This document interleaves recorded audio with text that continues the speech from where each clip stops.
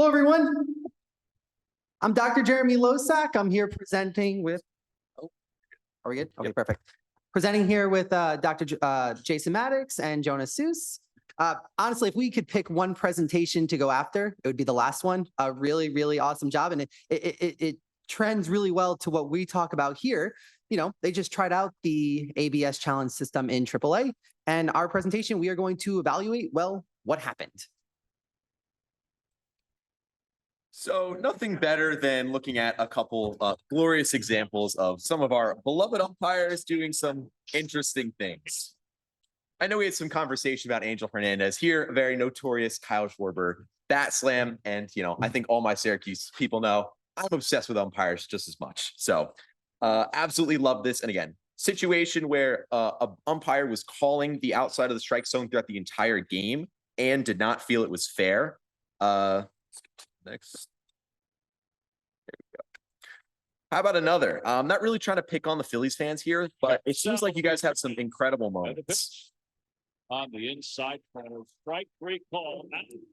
So that's a 3-2 count, bases loaded, and that's something that's a good, you know, almost a foot inside. And you're going to go through here. Of course, Alcbone gets ejected because why not? But you're going to see, especially on that inside part of the strike zone. Again, we've seen something now on the outside. Now we're looking at the inside. That's a stark difference right there. Even though that's a great frame, you can see here looking at, of course, the strike zone, you know, that's a good ball and a half in. Now let's go a little historical. I think some of my friends may know this one, but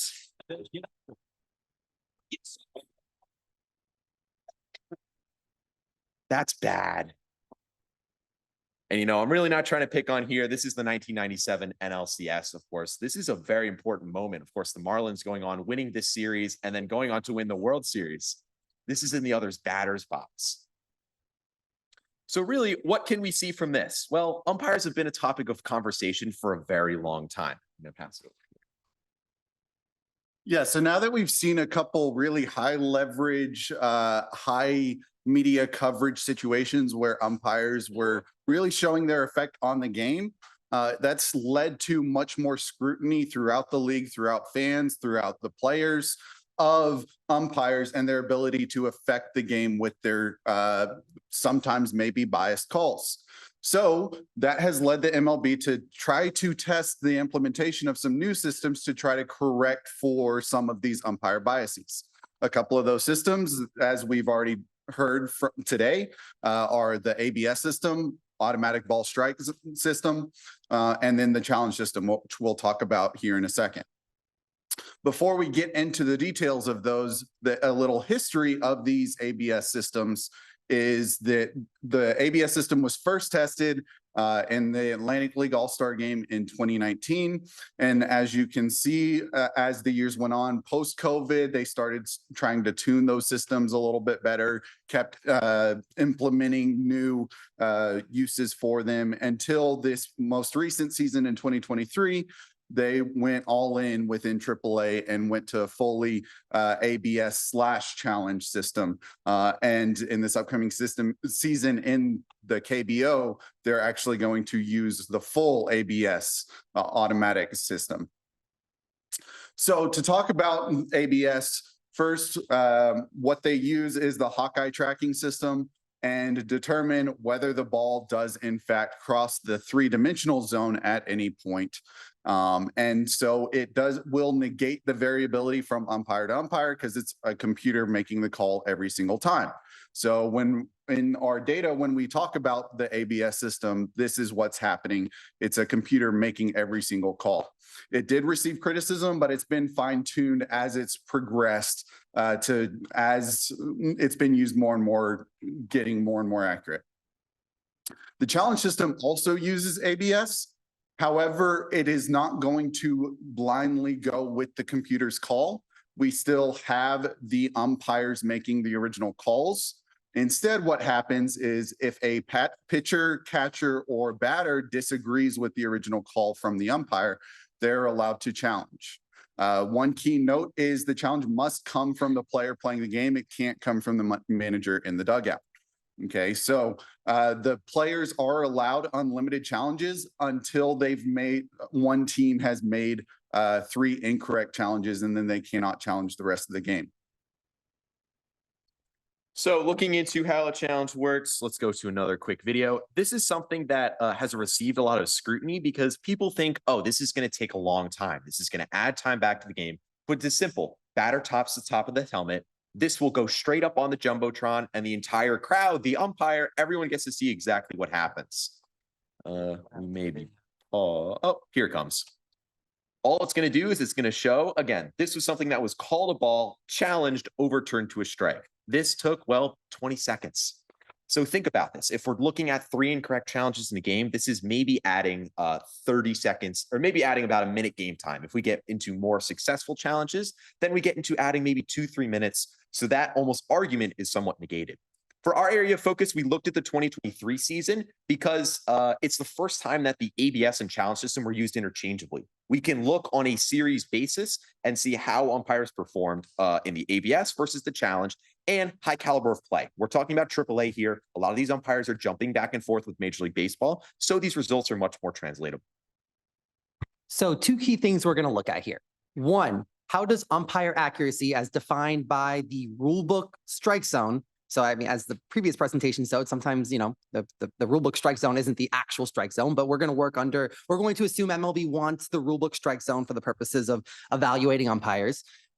How does umpire accuracy change as a result of the new systems? 1, and then 2, how do strike call or call tendencies change in these various systems? Take a quick step back. What do we know about umpires? So with that's my daughter enjoying the presentation over there. With the increased access of data, we have more scrutiny. We're able to analyze umpires more effectively. Umpire scorecard, a great example. Presentation we just saw, great example. A lot more data, a lot greater ability to analyze umpires across the board. There has been some evidence that, and as we saw in the previous presentation, over time, the strike zone umpires have gotten better. We're getting closer and closer to that MLB rulebook strike zone. And some attribute that to the improving technology, the improving what one might call surveillance of umpires, that essentially you're being watched, you know, you're being watched.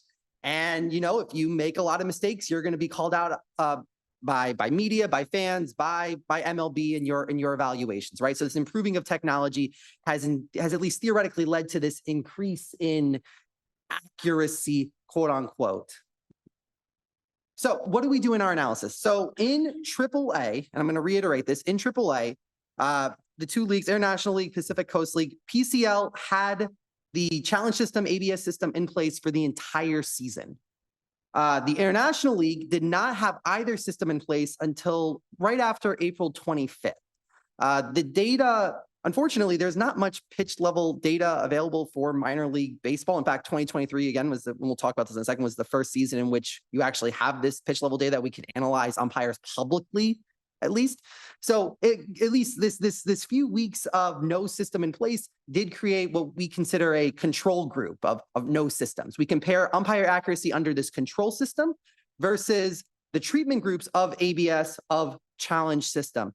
Last year, some might know that in AAA, they switched to kind of a new scheduling format. They would play 6-game series from Tuesday through Sunday in the same location. The first 3 games would incorporate ABS. Games 4, 5, and 6 would incorporate the challenge system. So each of these systems were being tested through in different series across the season, different series. So looking further into the available data, as Dr. Losak just mentioned, we only had PitchFX data for the 2023 AAA season. Again, gave us some limitations when looking at our control group, but we're able to get that pitch-by-pitch data, which was publicly available. We had a binary indicator for an incorrect call by umpire, which we determined through a predefined 2D strike zone. We're going to get into that in just a second. And then we look specifically into 3-0, 0-2, and 3-2 counts in our analysis to look at some of those more high-leverage situations to see what conclusions we could draw. So looking at defining the strike zone, we're going to look at that diagram on the right-hand side and those 4 different balls you're going to see. The green ball with the green X in the center of the screen, that is going to be what is defined through PitchFX as basically the edge of the strike zone. Again, this is going to look at strike zone top, strike zone bottom, defined by PitchFX, which varies on a batter level. And that green X, if that center of the ball is on that line, that would be what's considered a strike. Well, what about the yellow pitch? That's technically still hitting the strike zone. That would be considered a ball. So what we decide to do is add in a ball's radius, 1.45 inches. And what that's going to allow us to do is classify as any single, on that gray line, that gray dotted line, anytime a ball is within that line, it's going to be touching the MLB official strike zone. That would be considered a strike. Looking at the orange, well, this is a little bit outside. So since we're using a two-dimensional strike zone as part of a limitation, we wanted to say, well, we know that this pitch is going to break. We know that there's depth to the strike zone. So what we did is we added a half ball's radius, or 1.45 inches is going to be that blue area you're going to see. So again, half a ball's radius top, half a ball's radius bottom. And then what you're going to have is anything in there is going to get thrown out. We're not going to look at those. We're not going to define those as incorrect because we don't have 100% certainty that that is actually a ball or a strike. Then we get to the red. If this is called a strike, it's above our buffer zone. It's not classified within that region. That would be what we would consider an incorrect strike call. If that is that far, which, about a radius and a half of a baseball.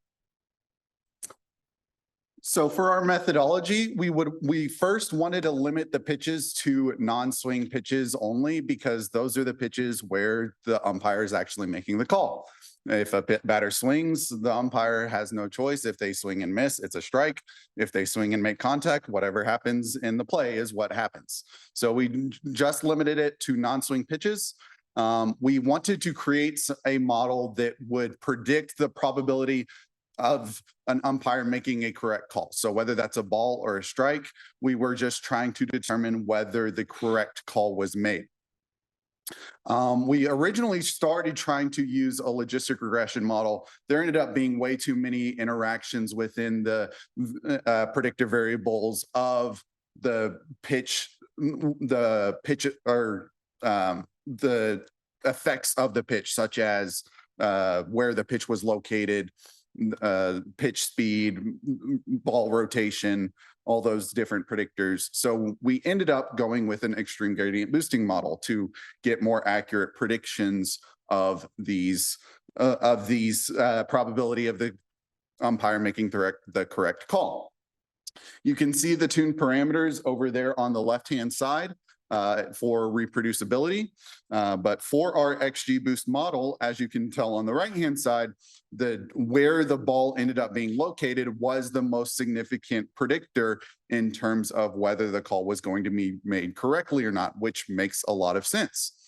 Along with whether the ABS system was being used. That was also a very significant predictor, which again is good to see.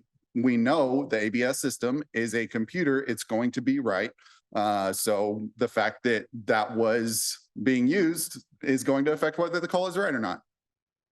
So we ended up using a 100 bootstrap sample or bootstrap samples to train the model on a portion of the data and then test it to get more accurate standard errors of these incorrect call probabilities. So first thing looking at is the ABS accuracy. Before I get into that, I want to point your attention at those graphs. You're going to see a distance horizontally and a distance vertically. We're going to show the same 4 or 5 graphs in very different contexts throughout the entire presentation. Again, distance horizontally is going to be on your left. Distance vertically is going to be on your right. That is going to stay constant throughout the entire time.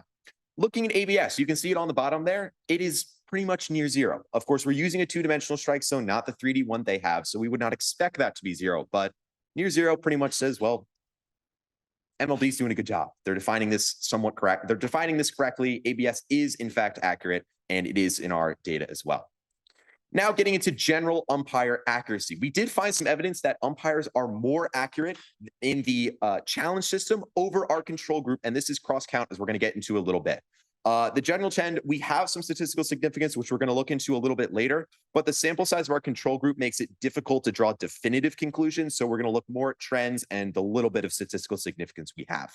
As you can see through those orange circles, you can see some of those places where there is a stark difference between the umpire and the challenge system, of course, looking from the blue to the green. And that can be highlighted in some of the magnitudes as we'll go into a little bit. Again, looking at the orange here, we're looking from umpire to challenge. You're going to see a downward sloping trend. This means that umpire is higher than challenge. This is seen, again, looking at half ball out, looking at 1 ball out, looking at half ball in, and then seen throughout pretty much it pretty conclusively through all of the different balls in and out. Again, that trend that looks like umpires are more accurate in this challenge system. Again, we're going to see this again comes in with some statistical significance through each system. You can see 2 balls in, 1 ball in, very close, half ball out, and 1 ball out all have statistical significance of these instances where our umpires are more accurate. We're going to get a little bit more into the theory behind that. Yeah, so let's look at some count specific stuff, right? So probably our first major takeaway from our analysis is that umpire accuracy improves under challenge system pitches. And by the way, just to be clear here, these are whenever we analyze the challenge system, it's based on the original call, not the changed call. So if it was called a strike, it was actually a ball. Even if it was challenged, we're analyzing the original call. So just for reference there. But again, the first key conclusion we find is that umpire accuracy improves, again, going towards the major league or whatever the major league defined strike zone is, improves under the challenge system. And especially so, or at least most notably so, in both in low leverage situations, this other category compared to 0-2, 3-0, 3-2, there is clear evidence of statistical significance difference in accuracy rates between challenge and umpire. So it's not just high leverage situations, it's also it's across the board. It's all types of pitches. Umpires seeing improvement in improved strike zone. Go ahead. There are differences between counts that are present in both ABS challenge and just in general. We find that umpires are most inaccurate in all systems in 3-0 pitches, especially, and most accurate in 0-2 pitches. Now, to be fair, to be clear here, this 0-2 analysis includes a high degree of what's likely a high degree of junk pitches. We do look at like 2 balls in, 1 ball's in, half ball in, et cetera, but that's holding the other direction constant. So you could have a pitch that's half a ball in vertically, but horizontally it's well off the plate. So those 0-2s likely include a high degree of what we consider junk. The 3-0 pitch, on the other hand, and we'll talk about in a little bit, there's an interesting story related to, and actually it fits really well with the last presentation in terms of the vertical piece. We'll talk about that in just a little bit. Yeah, so looking into kind of what comes second and third, our other category, the low leverage situation, comes in second in that inaccuracy. This one kind of tended to be different than both 3-0 and 0-2 and 3-2. And then 3-2 is a very interesting case. We found 3-2 to be very close with 0-2. There is some statistical difference, but it tends to trend more there than the low leverage situation, where you'd think intuitively here, there's not as many junk pitches. So in this more of high leverage situation, they tended to really have some stark improvements. Jumping back in, looking specifically among the high leverage pitches, so 0-2, 3-0, 3-2. So some, if you're not swinging at a pitch, there's going to be some conclusion to the, or theoretically could be some conclusion to the plate appearance. We see among those high leverage counts, 3-2 shows the most evidence of improvement under the challenge system. So again, high leverage situations, umpires see the most degree of scrutiny. We'll show you a table later on that also shows that there were the most challenges in 3-2 counts, but we see the most improvement taking place among the high leverage counts, specifically in these 3-2 situations. Yeah, so looking at the actual size of the strike zone, what we found here is that there are marginal differences when looking at that half ball in, but when we go to outside the strike zone, especially vertically, there are some major differences. We have considerable accuracy differences, which show that the umpires have overexpanded the strike zone as compared to the MLB set strike zone, and now they're tending to shrink that back in to become more accurate. You can see this even further here. In that blue box, that bluish box, again, those look pretty close. Yes, there's different. Yes, there's more accuracy for the challenge system, but those differences are very marginal. Looking at left of that as well, very marginal differences. When you look to the right, to that half ball out, again, these are very stark. These are some very large differences with statistical significance that we're talking about, 2.5 to at some points 5% in incorrect call accuracy differences. Again, showing that that half ball out, we are really seeing that they thought that strike zone was too big, and now they're tending to bring that back into what the MLB rulebook kind of had them at. All right, so let's recap here. What were our main findings? One, we've ABS inaccuracy rates are pretty close to 0, which again, great, right? That's what we'd expect. Importantly, what we find is that there are improvements made by umpires across the board in our one season's worth of data, in all counts, in all leverage of situations, umpire accuracy improves. We're getting closer to the strike zone, potentially, or very much so in kind of the shrinking of the unshrinking of the bottom of the strike zone. And I think we saw it in the previous presentation, that change over time, that the bottom isn't dropping out as much over time, and it's getting closer and closer. Well, under the challenge system, we see those gains increase. We see umpires getting closer to more accurate, to higher accuracies. And again, but the key though is it's not just in the high leverage, the high challenge situations, it's across the board. Umpire accuracy is improving across the board, which is kind of the key takeaway. So we want to leave you with this last table here. This breaks down the challenges from the AAA season in our sample by count. You see the percentage of pitches that are challenged. What percentage of the time are they challenged from a ball? So they were it was thrown a ball.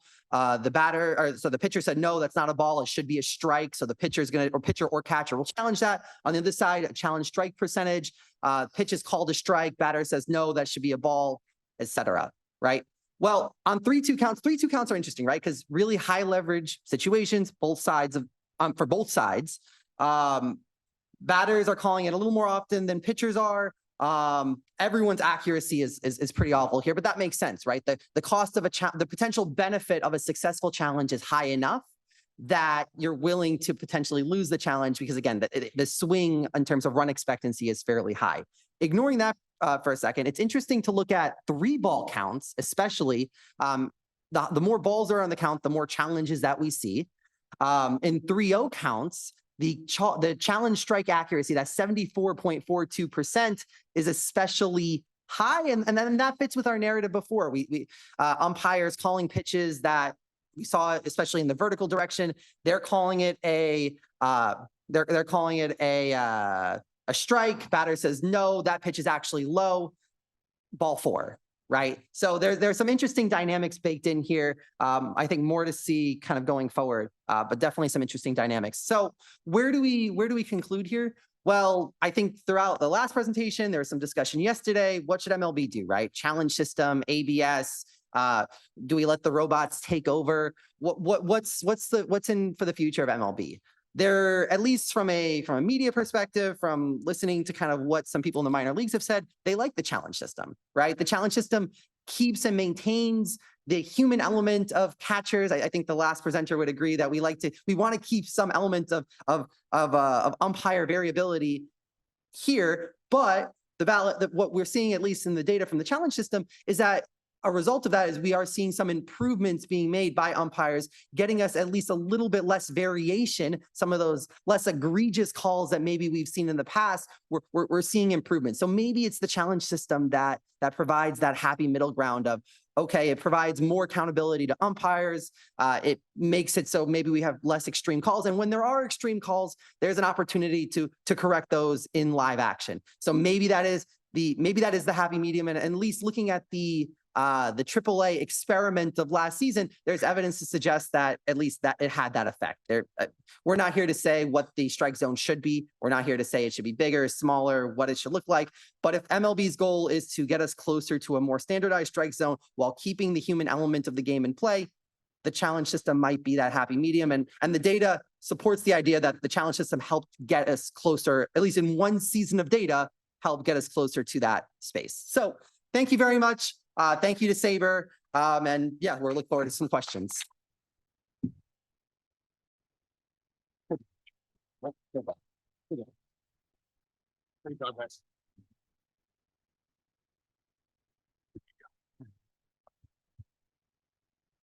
Yes, Pudge Rodriguez probably had a low stolen base, caught stealing because he liked to pop up early and his framing wasn't so good. If you start doing this, especially if it's 100% ABS, but even if it's with the challenge system, do you see a possibility that more and more catchers will start to not worry so much about the framing, but start to pop up more and they'll start to cut down on the stolen base percentage? Yeah, so I think that's definitely an interesting consequence. When you think about a full ABS system, I honestly think that will not only destroy, but completely change the way that a catcher is set up. Because what incentive is there for actually them to catch it in the strike zone? You know, they're going to be positioned into a way where they can get it and throw it as fast as possible. And that may destroy stolen bases as a whole. So I agree with you there. I think challenge system, you know, there's still going to be such an art and such an impact with pitch framing. Again, I think it's going to be only weighted further because you not only have to fool the umpire, you got to fool the other team. You got to fool the batter. You need to show that that pitch is really going to be a strike so they don't challenge it. So I think in the challenge system, again, that would not have as much drastic effects. I think we'd see improvement and we would see changes inevitably. But I think in that situation, especially with catching, you know, I think ABS could cause like a complete change. And I'll jump in. It's interesting looking at it again because we focused on the AAA last season experiment, right? We didn't look specifically for changes in things like stolen base rates, approach by catchers. Anecdotally, having gone to a number of minor league games, catchers didn't seem to approach that very differently. But it makes sense if you're from a developmental perspective, right? You don't want to. You're not necessarily playing to maximize win probability at the AAA level. You're playing for development purposes, and if you're not adapting in ABS, there's no incentive to do exactly that. To stand ready to throw out a runner. So again, thinking about implementation to the MLB, that is a really interesting kind of side like consequence almost, right? Like if we do ABS, does that impact the running game in a way that I guess is not being thought about in these experimental designs? So I think that's a really interesting kind of consequence that we're not going to see at the AAA level because there's no incentive for teams to be playing that sort of way, but applying it forward definitely might come into play. Could you put the takeaway chart up again? I just want to make sure I'm understanding challenge ball accuracy and then challenge strike accuracy. What does that mean? Does that mean they were like the challenge ball accuracy 31.28% were wrong and were reversed, or they were right? Yeah. So what this looks at, again, that 31%, that would be the overturn rate. So that's the amount of times that the call is actually overturned. So you can think about this as the umpire's right about 69% of the time. When looking at, again, that challenge strike accuracy, that 74%, that means, you know, the batter is correct. The batter is getting the overturn correctly 74% of the time. And that's kind of some of the most drastic effects. The other question is, I'm looking at the number of challenges per count, and I'm surprised at some of the like 3-0. What are we challenging for? I don't get that. We're potentially wasting a challenge, and it's 3-0. So and it obviously was a taken pitch. Did you see any evidence of strategy with these teams and what counts they decided to go for and are challenged and whatnot? Yeah, so that's something we definitely plan to look into further in the future, is looking at team-specific strategies. Why they're challenging in these situations, because batters kind of picked up how big umpire zones are in these freaking situations. I mean, they're right 75% of the time. You know, if you're thinking about like, well, either I can get on first base or be in a 3-1 count, that definitely would be a reason as to why they wouldn't challenge more frequently in those 3-0 counts. But if you know they're wrong and it's a situation where like you can just get a walk to first base and you're overturning it at a 75% clip, again, you can see like, you know, a 38% of challenges in those 3-0 counts are the batter challenging. So that's about 60 challenges of, you know, 113. Yep. Yeah. So if you win, you get to have another 3. So, I mean, we saw games where I think a team had 11 challenges in a game where they, I think, had 2 wrong and they had 9 right, you know, stuff like that, where it can really pile up as the game goes on. All right. One more question.